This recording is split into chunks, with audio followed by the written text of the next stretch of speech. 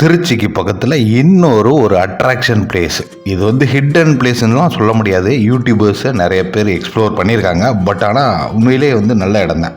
என்ன அப்படின்னாக்கா, திருச்சிக்கு பக்கத்தில் ஆலத்தூர்னு ஒரு கிராமம் இருக்குது. அந்த ஆலத்தூர் பக்கத்தில் எஜமான் பண்ணை அப்படின்னு சொல்லி இவங்க எப்படி பண்ணியிருக்காங்க அப்படின்னாக்கா, இது ஃபார்மிங் அப்படின்னு கேட்டவுடனே நம்ம வெறும் அக்ரிகல்ச்சரல் லேண்டாக இருக்கும், இல்லை அந்த மண்ணை சார்ந்த விஷயங்களை எக்ஸிபியூட் பண்ணுற மாதிரியான நிறைய விஷயங்கள் இருக்குன்னு நினைப்போம். பட் இல்லை, இங்கே ஃபுல்லாகவே நிறைய ஆக்டிவிட்டிஸ் ஏரியா இருக்குது. இங்கே அப்படியே அந்த ரிசார்ட் செட்டப்பில் வச்சுருக்காங்க. கெஃபே இருக்குது, ரெஸ்டாரண்ட் இருக்குது, மீட்டிங் ஹால் இருக்குது. இந்த மாதிரியான எக்கச்சக்க ஆப்ஷன்ஸோட ஒரு நல்ல என்டர்டெயின்மெண்ட் ஹப்பாக இதை உருவாக்கியிருக்காங்க. பேரை பாருங்கள், எஜமான் பண்ணை. ஓனர் ரொம்ப ஃபீல் பண்ணி வச்சுருப்பார் போல் இருக்கு. Hey dear Wanderers, welcome to another vlog from Pudukkottai gold medal channel. இந்த பண்ணையை ஒரு ஆர்கனைசேஷனாக செயல்படுத்திக்கிட்டு இருக்காங்க. என்ன அப்படின்னாக்கா, லஞ்ச் பிரேக்லாம் அந்தந்த டைமிங்க்கு ஸ்டார்ட் டைம் என் டைமை கண்டிப்பாக நம்ம வாட்ச் பண்ணி போகணும். லஞ்ச் பிரேக்குக்கு அப்புறம் நம்ம தான் முதல்ல உள்ள நுழைஞ்சவொடனே ரைடு ஏற்றி விட்டுட்டாங்க. ஃபஸ்ட்டு ரைடு இந்த பைக்கை ஏடிவி பைக் அப்படின்னு சொல்லுவாங்க. All terrain vehicle. இதுக்கு க்ளீனான ரோட்ஸ் எல்லாம் இருக்கணும்னு அவசியம் இல்லை. பாறை, கல், மண், மலை எந்த இடத்துலையும் இந்த வண்டியை ஓட்டலாம். அப்படியே இந்த வண்டியை ஸ்டார்ட் பண்ணி அந்த த்ராட்டில் ஓப்பன் பண்ணுறப்போ நம்மளுடைய அந்த அட்ரலைனே அப்படியே ஒரு சாட்டிஸ்ஃபை ஆகும். ஸ்பீடு, கண்ட்ரோல், ஃபன்னு எல்லாமே ஒரே ரைடில் நம்ம என்ஜாய் பண்ணலாம். ஆஃப் ரோடுக்காகவே ஸ்பெஷலாக மேக் பண்ணப்பட்டது. அந்த மட்டு ஸ்பிளாஷு, அந்த ஹில் சைடு, இந்த பக்கம்லாம் போகிறதுக்கு ரொம்ப ஏற்ற வண்டி. இதை எடுத்து நம்ம ஓட்டுறப்ப அந்த அட்வென்ச்சரு, ஃப்ரீடமு, பவர் இதெல்லாம் அப்படியே ஒரு சேர நம்மளுக்கு கிடைக்கும். இந்த ஒரு ரைடுக்கு நம்ம ஸ்பெண்ட் பண்ணுறது ஒர்த் அப்படின்னு சொல்லி தோணும். பட் ரோடு தான் ரொம்ப க்ளீன் அண்ட் நீட்டாக இருந்துச்சு. இதுக்கேற்ற ஆஃப் ரோடு இருந்துச்சு அப்படின்னாக்கா இன்னும் சூப்பராக என்ஜாய் பண்ணுவோம்.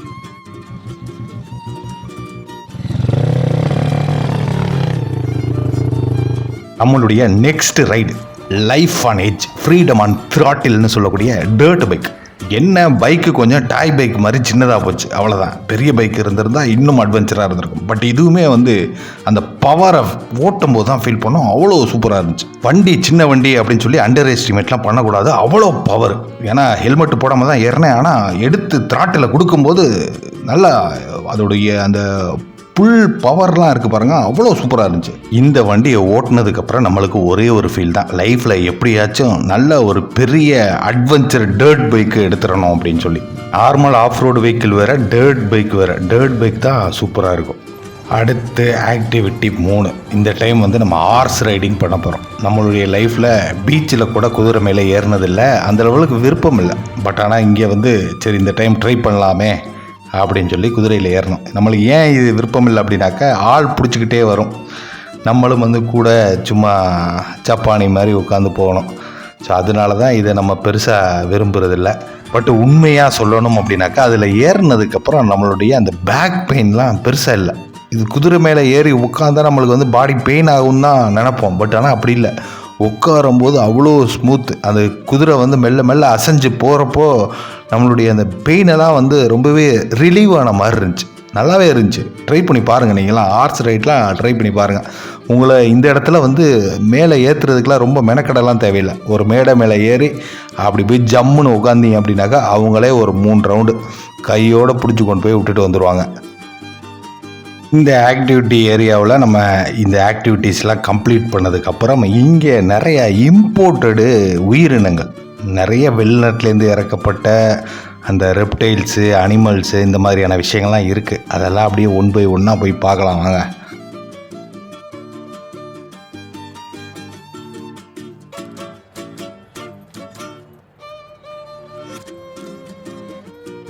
நம்ம இந்த லைனில் ஃபஸ்ட்டு பார்க்குறதே பாக்கெட்டு மங்கி அப்படிங்கிறாங்க. அது என்னடா பாக்கெட்டு மங்கி அப்படின்னா, ரொம்ப சின்னதாக இருக்குது. தூக்கி பாக்கெட்டில் கூட சொல்லிக்கிட்டு போயிடலாம், அவ்வளோ சின்னது. இது பார்க்குறது ஒரு சர்ப்ரைஸான விஷயம் தான். ஏன்னா ரொம்ப சின்னதாக இருக்குது. ஆனால் இதோடைய பிரெயின் பவர்லாம் ரொம்ப மேசிவாக இருக்குன்னு சொல்கிறாங்க.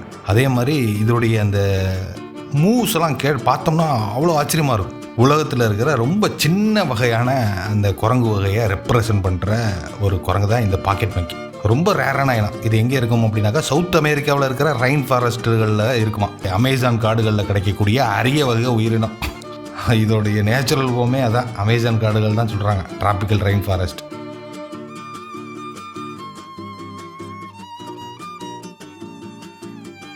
ஸோ நம்ம நெக்ஸ்ட்டு இந்த லிஸ்ட்டில் அடுத்து பார்க்குறது மெக்சிகன் இகுவானா. இது எப்படின்னா, அலையாத்தி காடுகளில் அதிகமாக வாழும் அப்படிங்கிறாங்க. இதோடைய வால் இருக்குது பாருங்கள், ரொம்ப ஸ்ட்ராங்காக இருக்கும் அப்படிங்கிற மாதிரி சொன்னாங்க. இன்றும் நம்ம மனுஷங்க பார்த்து பிரமிக்கிற ஒரு உயிரினா இதான் பைத்தான். இது வந்து ஒரு நார்மல் பாம்பெல்லாம் கிடையாது. உண்மையிலே ரியல் லைஃப்பில் ஒரு பெரிய சூப்பர் ஹீரோ மாதிரி பார்க்கும்போது எப்படி இருக்கு பாருங்க, இவ்வளோ வசீகரமாக இருக்குது. அந்த கேமோஃப்ளோக்கு ஸ்டைலு, அந்த அதோடைய தோளுடைய கலரை பாருங்கள், அதுதான் வந்து அந்த கேமோஃப்ளேக்கோடைய அந்த டிசைன் பேட்டர்ன். இதை வச்சு தான் மிலிட்டரியோடைய ட்ரெஸ்ஸை டிசைன் பண்ணுவாங்க. ஸோ இது வந்து எவ்வளோ பெருசாக வரையும் வளரும்னா கிட்டத்தட்ட 6-7 மீட்டர் வரையும் கூட வளரும், கிட்டத்தட்ட 100 கிலோ வரைக்கும் கூட பெருக்கும் அப்படிங்கிறாங்க. நெக்ஸ்ட் இந்த லிஸ்ட்டில் நம்ம பார்க்குறது சவுத் அமெரிக்கன் போவா கன்ஸ்ட்ரக்டர். இந்த வகை பாம்பும் விஷம்லாம் கிடையாது, ஆனால் இதுக்கு வந்து ஸ்ட்ரென்த்தும் அந்த பவரும் ஜாஸ்தி. இது வந்து ஒரு இறையை பிடிச்சிச்சு அப்படின்னாக்கா தப்பிக்கிறது ரொம்ப கஷ்டம். இது வந்து ஒரு ஃபாரஸ்ட் நிஞ்சா ரேஞ்சுக்கு சொல்கிறாங்க. அதே மாதிரி இதோடைய சென்ஸுமே ரொம்ப பவர்ஃபுல்லாக இருக்கும். எதையுமே வந்து ஒரு வாசனையை வச்சு டக்குன்னு உணர்ந்துடும். ப்ரிடேட்டர் மாதிரி தான். எந்த ஒரு பூனை, எலி இந்த மாதிரியான எவ்வளோ பெரிய உயிரினமாக இருந்தாலும் அப்படியே தூக்கி முழுங்கிடும். இந்த இடத்துல இந்த மாதிரியான பிராணிகளை வந்து நீங்கள் வெறுமனை பார்த்துட்டு போக மட்டும் இல்லை, இதை நீங்கள் தொட்டு ஃபீல் பண்ணி இது கூட வந்து நீங்கள் ஃபோட்டோஸ் எடுத்துக்கலாம். என்ன 300 ரூபா பே பண்ணணும். பாம்புக்கு தக்கன ரேட்டு போட்டிருக்கு. இந்த மாதிரியான இதுக்கு 300 ரூபா. இந்த ஆஃப்ரிக்கன் பால் பைத்தான் இருக்குது பாருங்கள், இதுக்கு வந்து இதை எடுத்து வெளியில் பார்க்கணுன்னா 100 ரூபா. அந்த மாதிரி பாம்புக்கு தக்கன ரேட்டு.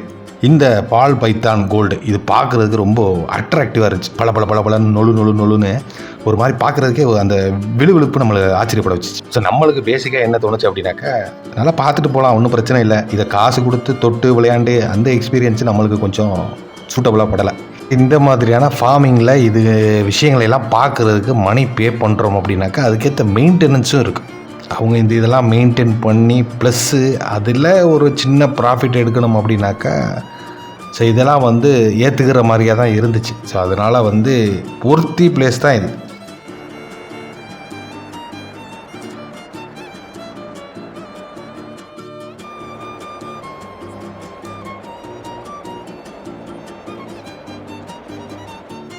அந்த ஹெட்டோடைய ஸ்ட்ரக்சரை பாருங்கள், எவ்வளோ அழகு. சில மதங்களில் இந்த அமைப்பை சாத்தானுடைய உருவமாக பார்க்கப்படுது. ஸோ அந்த மதங்களில் என்ன குறிப்பிட்றாங்க இந்த பைத்தானை பற்றினா, இது வந்து ஒரு டிவினேஷன், ஆவி, அதாவது கெட்ட ஆவி அப்படிங்கிற மாதிரி குறிப்பிட்றாங்க. அந்த பைபிள்ல எல்லாம் சொல்லப்படுற அந்த ஆரம்ப காலகட்ட ஆதாம் ஏவ் அவங்களுடைய காலத்தில் குறிப்பாக ஏவை கடவுள் அனுப்பின அந்த கட்டளையை மீற செஞ்ச அந்த வஞ்சகத்தன்மையான இனமாக அனுப்பப்பட்டதான் இந்த வகை பைத்தான். இந்த லிஸ்ட்டில் நம்ம நெக்ஸ்ட் பார்க்குறது ஆஃப்ரிக்கன் ஸ்கல்கட்டா டார்டைஸ். இந்த வகையான ஆமைகள் தான் பொதுவாகவே மற்ற உயிரினங்கள்லே அதிக வருஷம் வாழக்கூடிய உயிரினம். அதுவும் இந்த ஆமை வந்து பொதுவாக டெசர்ட்டுகளில் இருக்கும். கிட்டத்தட்ட வந்து 90 கிலோ வரைக்கும் இடம் இருக்கும் அப்படிங்கிறாங்க. இந்த வகையான இதை விட பெருசாலாம் இருக்கும், பட் இந்த வகை வந்து 90 கிலோ வரைக்கும் அசால்ட்டாக வந்து பெருசாகும். பையன் நல்லா தூங்கிக்கிட்டு இருந்திருப்பாப்புல போல் இருக்கு. நம்ம வரோம் எழுப்பி பின்னாடி திருப்பி விட்டுட்டாங்க. அப்படியே கொட்டாய் விட்டுட்டு ஸ்லோவாக, ஏற்கனவே ரொம்ப ஸ்லோவாக பூவாப்பில், இதில் தூக்கி எதிர்த்ததுனால ரொம்ப ஸ்லோ.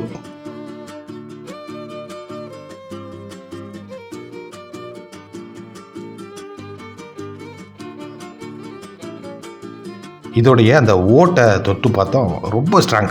கேள்விதான் பட்டிருக்கோம், ஆனால் இப்போ தான் வந்து தொட்டு பார்த்தோம், அவ்வளோ ஸ்ட்ராங்காக இருந்துச்சு.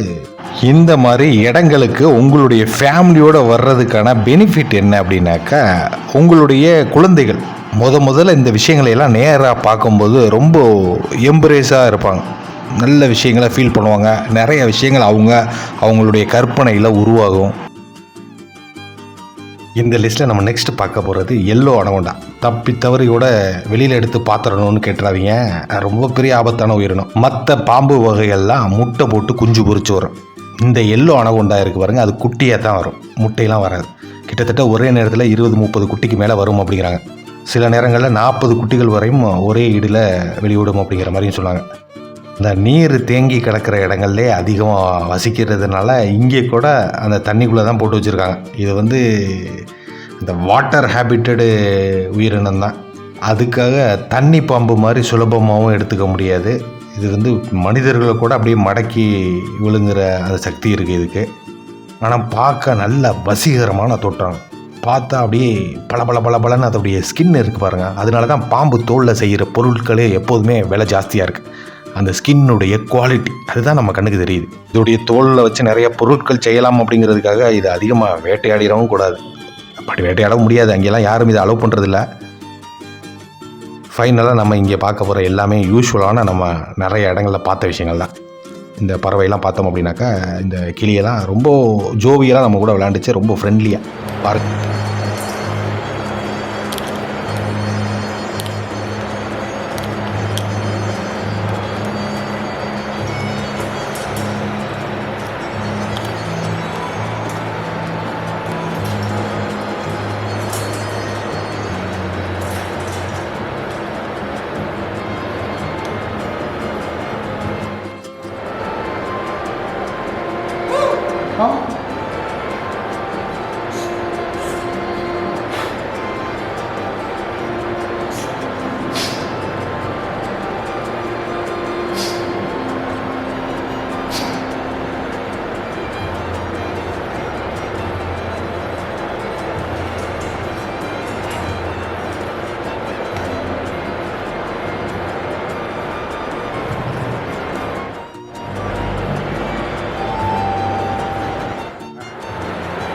நான் வந்துட்டியா?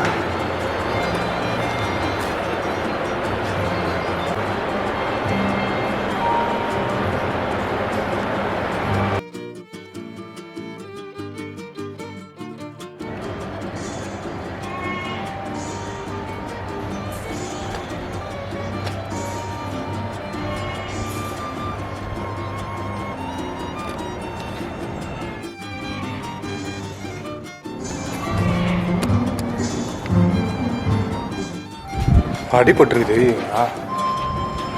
காலில் பெரிய புண்ணு இருக்கு, இவ்வளோ பெருசு. எப்போ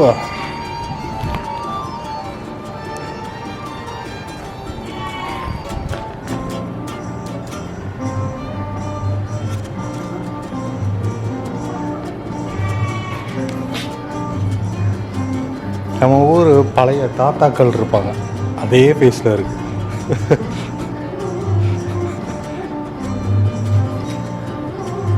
ஓ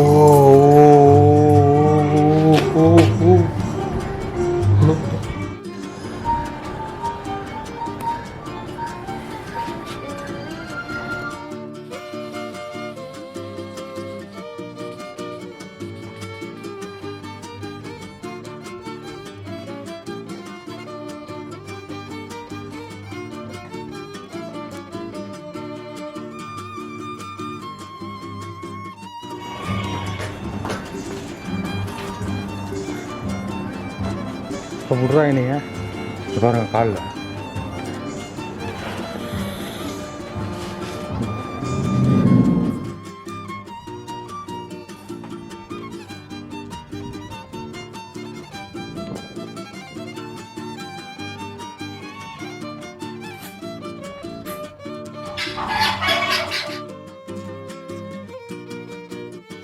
இந்த ஏரியாவுக்குள்ளே வந்தோன்னே அவ்வளோ சவுண்டு.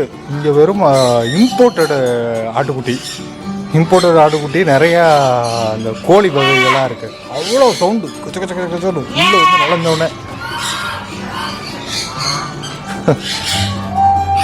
கொஞ்சம் வாடகை பழம் அழுகி போன வாடகை கொஞ்சம் வரும்.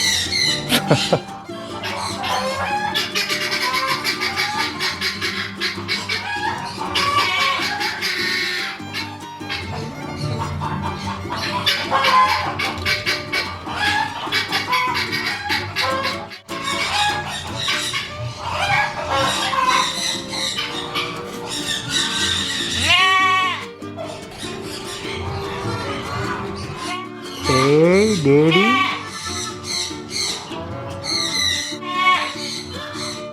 இந்த ப்ரீடுக்கெலாம் வயசு கொஞ்சம் ஜாஸ்தியாக இருக்கும் போல் இருக்கு. இந்த ஜில்லாவிலே கொஞ்சம் அறத பழசாக இருந்துச்சு. இவர் தெரியல, இவர் தான் பிரிட்டிஷ் இளவரசர். அந்த மாதிரி இருக்குது, பார்க்க வெள்ளை வெள்ளைன்னு வெள்ளைக்கார ஆடு போட்டிருக்கு. இங்கே நிறைய காட்டு கோழிகள் இருக்குது, அப்படியே உயிரோட தத்தூரிப்பட்ட வரி கலரு. அதே மாதிரி ஏகப்பட்ட கோழி வகைகள், கின்னி கோழி, கொண்டை வச்ச கோழி, கொண்டை இல்லாத கோழின்னு ஒரு கூட்டமே இருக்குது. இங்கே வந்தீங்கன்னா பொறுமையாக பார்த்து என்ஜாய் பண்ணலாம்.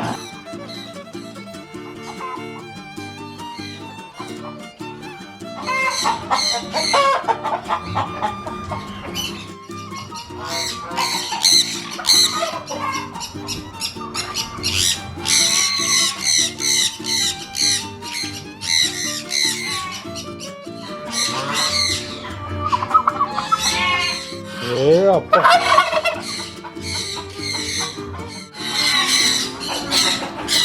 மாப்பிள்ளை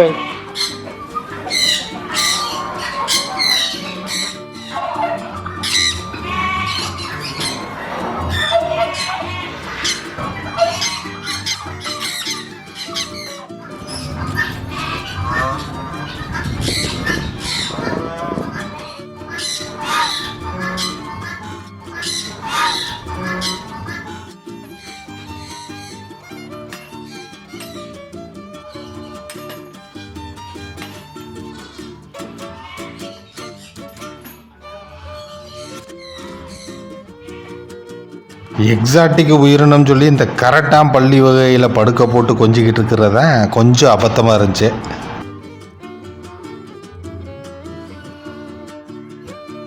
பெர்ஷியன் பூனை வகைகள் உண்மையிலே பார்க்குறதுக்கு அற்புதமாக இருந்துச்சு. நிறைய ப்ரீடு இருந்துச்சு.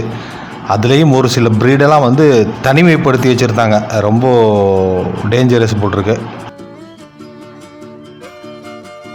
நீங்கள் பார்த்துக்கிட்டு இருக்கிறது வந்து பெங்கால் கேட்டான், வங்காள பூனை. ரொம்ப பார்க்குறதுக்கு சிறுத்தை மாதிரி இருக்குது. சிறுத்தை குட்டியை பார்க்குற மாதிரி இருந்துச்சு. ஒரு வழியாக நான் இங்கே இருக்கிற எல்லா ப்ரீடையுமே உங்கள்கிட்ட காட்டிட்டேன் தெளிவாக. இந்த இடத்துல ஒரு டைனிங் ஏரியா இருக்குது. அது இல்லாமல் நல்ல ஒரு பார்க்கிங் ஸ்பேஸு, கிட்ஸ் விளையாடுற மாதிரியான அந்த டாய் ட்ரெயின்ஸு, இந்த மாதிரியான எல்லா விஷயங்களையும் ரசிச்சுக்கிட்டு இந்த பக்கம் வந்தால் ரெயின் டான்ஸ் கூட்டம் இருந்தால் நம்மளும் கேட்டுருக்கலாம். நம்ம சிங்கிளாக இருந்ததுனால ரெயின் டான்ஸ் கேட்கல.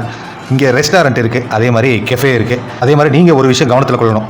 மற்ற வேலை நாட்களில் வந்தீங்கன்னா பொதுமக்களுக்கு இது கிடையாது, அலௌட் இல்லை. அது வந்து ஸ்கூலாக காலேஜாக மொத்தமாக வர்றவங்களுக்கு மட்டும்தான். அந்த எந்த நாட்களிலெல்லாம் ஸ்கூல் லீவ்ஸ் இருக்கோ, விடுமுறை இருக்கோ, அந்த நாட்களில் மட்டும்தான் பொதுமக்களுக்கான என்ட்ரி கிடைக்கும். ஃபைனலாக நம்ம இங்கேருந்து கிளம்புறதுக்கான டைம் வந்துச்சு. ஒரு பெரியவர் வந்தார். அவர் பைக்கில் ஓடி போய் ஏறி, ஏன்னா இங்கே பஸ் ஃப்ரீக்வெண்ட்டாக கிடைக்காது, அவரை விட்டோம்னா நம்மளுக்கு ஆப்ஷனே இல்லை அப்படிங்கிறதுனால அவரை வேகமாக துரத்தி பிடிச்சி வண்டியில் ஏறி அவரோட போய் இறங்கினேன். அண்ட் பை த பை, இந்த பதிவு உண்மையிலே உங்களுக்கு இன்ட்ரெஸ்டிங்காக என்டர்டெயின்மெண்ட்டாக இருந்திருந்தால் மறக்காமல் இதை லைக் பண்ணிவிட்டு உங்களுடைய நண்பர்களுக்கு ஷேர் பண்ணிடுங்களேன். நம்ம புதுக்கோட்டை கோல்டு மெடல் சேனலை மறக்காமல் சப்ஸ்கிரைப் பண்ணிடுங்க. அப்புறம் அந்த பெல் ஐக்கானையும் அழுத்திக்கங்க. நம்மளுடைய வீடியோஸை ரெகுலராக வாட்ச்